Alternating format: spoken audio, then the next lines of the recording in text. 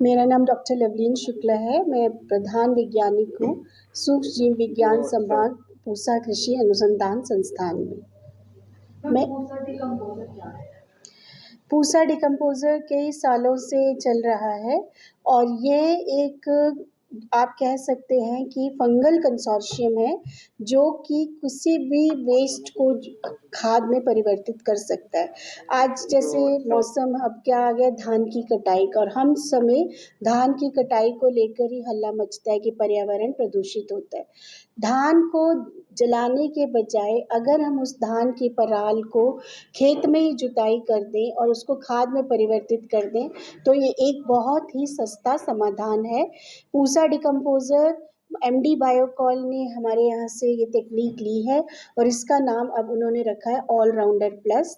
पहले कैप्सूल्स में मिलता था, कैप्सूल से लिक्विड बनाने में 10 से 12 दिन का समय लगता था। इसके लिए गुड़ और बेसन का घोल तैयार करना पड़ता था। लेकिन ये जो पैकेट आप देख रहे हैं ऑलराउंडर प्लस, ये जो है रेडी टू यूज़ पाउडर है।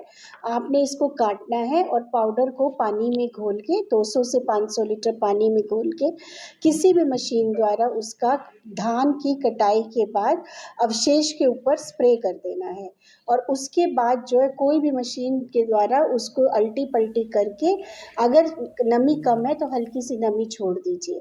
अब आता है बिजाई कि अगली फसल की बिजाई कब करें।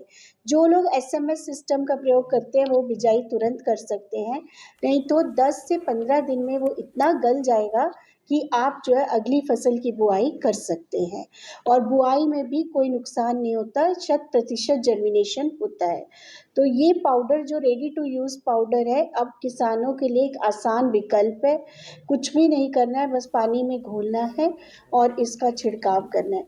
अगर किसान भाई खेत के अंदर इसको परिवर्तित नहीं करना चाहते तो वो खेत के बाहर जाके भी पुआल को लेकर गोबर इत्यादि डालकर उसका जो है खाद बना सकते हैं।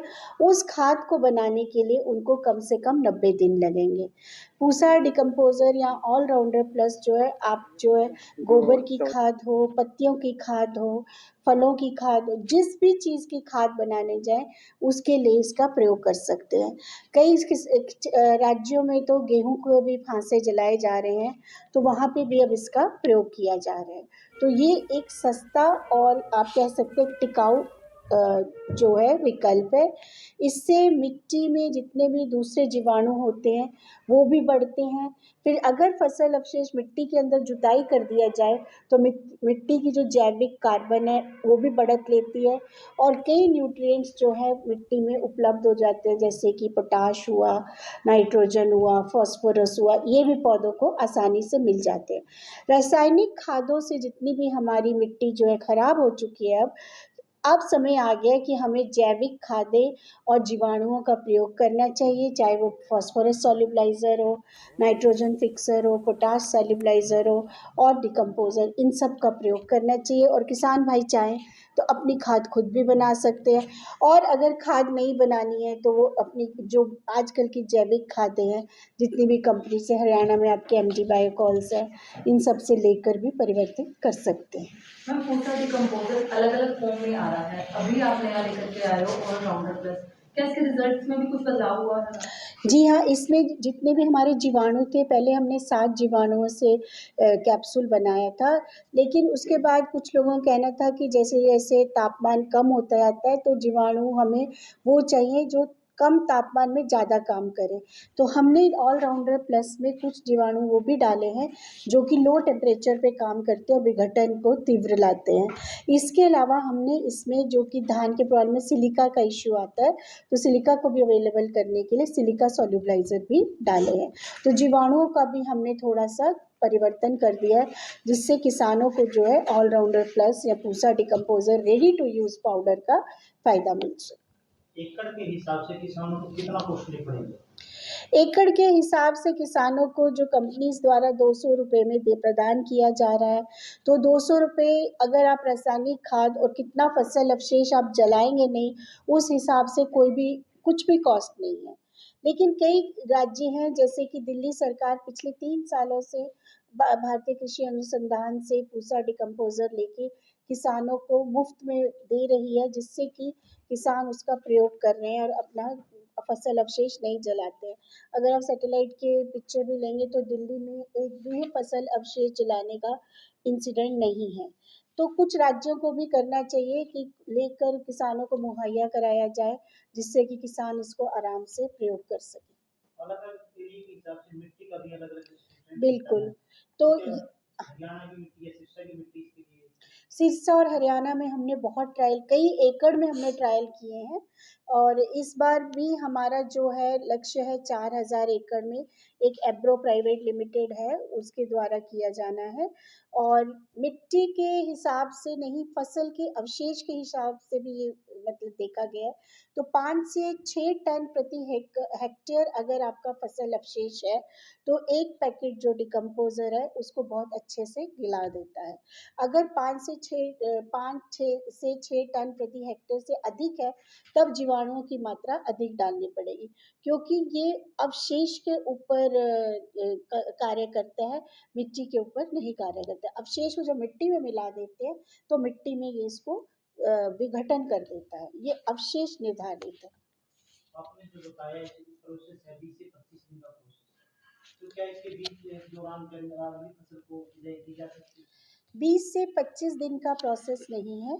ये प्रोसेस है कि जैसे ही फसल की कटाई की गई आप तुरंत जो है डिकम्पोज़र डालिए और उसको किसी भी मशीन द्वारा, डॉक्टर सतीश आपको बताएंगे भी, उसको मिट्टी में उल्टी-पल्टी कर दीजिए। और जैसे कि मैंने पहले कहा था, अगर आप एसएमएस सिस्टम के द्वारा करना चाहते हैं तो तुरंत बुआई कर दीजिए, नहीं तो आप 10 से 15 दिन के अंतराल में गेहूँ की बुआई कर सकते हैं, मटर की बुआई कर सकते हैं।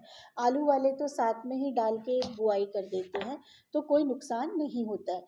पहले की विंडो जो 25 दिन, शुरुआत में जब हमने कैप्सूल शुरू किया था तब इसको 25 दिन लगते थे, लेकिन अब जो है 15 दिन के अंतराल में किसान बुआई कर सकता है। लेकिन यहाँ पे इसका मतलब ये नहीं है कि सारा फसल अवशेष 15 दिन के अंदर गल जाएगा। 15 दिन के अंदर इतना गलेगा कि आपकी बुआई जो है बहुत आसानी से हो जाएगी। उसके बाद धीरे धीरे वो उसमें खाद में परिवर्तित होता जाएगा। जैसे कि हम जानते हैं कि पूसा डिकम्पोज़र या ये जो ऑलराउंडर प्लस है एक रेडी टू यूज़ पाउडर है। जैसे हम किसी भी कंबाइन हार्वेस्टर जो है एक मशीन है हमारी जिससे धान कटाई होती है, उसके कटाई के तुरंत बाद ही अगर हम 200 लीटर पानी में इस पाउडर को अच्छे से घोल लेते हैं, किसी भी छिड़काव यंत्र जो कि हाथ से चलने वाला हो, बैटरी से चलने वाला हो या किसी डीजल इंजन से चलने वाला हो या ट्रैक्टर ऑपरेटेड हो, जो भी आपके पास है, उससे उस पुआल के ऊपर आप छिड़काव कर लीजिएगा। और हमारे पास जो मशीनें अवेलेबल है, जैसे हम बात करते हैं कि रोटावेटर है, उसका इस्तेमाल करके उस पुआल को मिट्टी में मिक्स कराइए। साथ साथ में और भी मशीनें होती हैं, जैसे हैरो होते हैं हमारे पास, प्लाऊ होते हैं, डिस्क प्लाऊ होते हैं, इनका भी आप इस्तेमाल कर सकते हैं। तरीका ये है कि जो छिड़काव किया हुआ पुआल है उसको मिट्टी में हमें मिक्स करना है। तो मिक्स करने के बाद हमें देखना है कि अगर मिट्टी में नमी की कमी है तो हम एक हल्का सी सिंचाई देनी है, जिससे इन जीवाणुओं की संख्या बहुत अच्छी मात्रा में बढ़ती है और विघटन जो है बहुत आसान तरीके से हो जाता है। और अगर हमारे पास बुआई के लिए सुपर सीडर जैसी मशीन है तो हम तुरंत ही छिड़काव के बाद उसका इस्तेमाल कर सकते हैं। अन्यथा छिड़काव करिए, ये जो जुताई वाली मशीन है उससे ज़मीन में इसको मिलाइए और 15 दिन के अंतर बाद आप किसी भी तरीके की बुआई के लिए आप उस फसल के अवशेषों को गला सकते हैं और बुआई आराम से कर सकते हैं। तो हम किसान भाइयों को यही कहना चाहते हैं, अगर हमें ज़मीन की एक तरीके से शक्ति बढ़ानी है, जो हमारे न्यूट्रिएंट्स है उसको ज़मीन में बढ़ाना है, एक ऑर्गेनिक तरीके से उसको बढ़ाना है, तो पूसा डिकम्पोज़र या ऑलराउंडर प्लस जो हमारे साथ जुड़ी हुई कंपनी ने बनाया है, इसका इस्तेमाल करिए और एक अच्छे उज्जवल खेती की तरफ आप आगे बढ़िए। और इन्होंने डेमोस्ट्रेशन भी लगाया।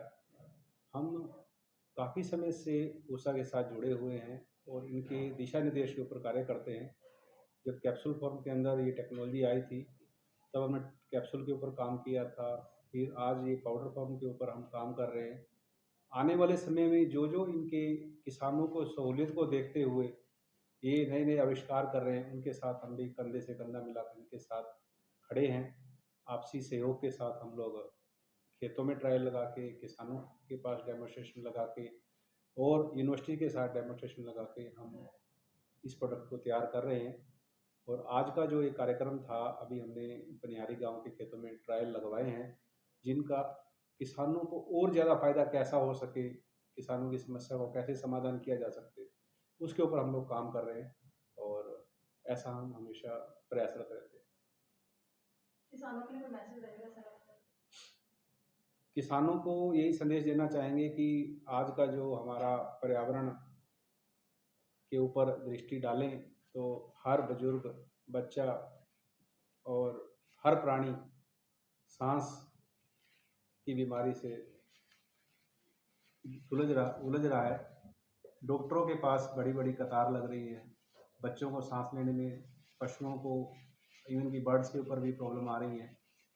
तो ये एक हमारा दायित्व भी बनता है कि पराली को ना जलाया जाए। इसके विकल्प बहुत है, गांठे भी बना सकते हैं, पराली को खेत में से निकाल कर और भी इसके इंडस्ट्री यूज किए जा सकते हैं। नहीं तो ये खेत का मोती जो है, खेत में अगर इसको डाल दिया जाए तो हमारी ज़मीन की उपजाऊ शक्ति भी बढ़ सकती है और रासायनिक खादों का भी हमें कम से कम इस्तेमाल करना पड़ेगा और हमारे पर्यावरण को भी सुरक्षा प्रदान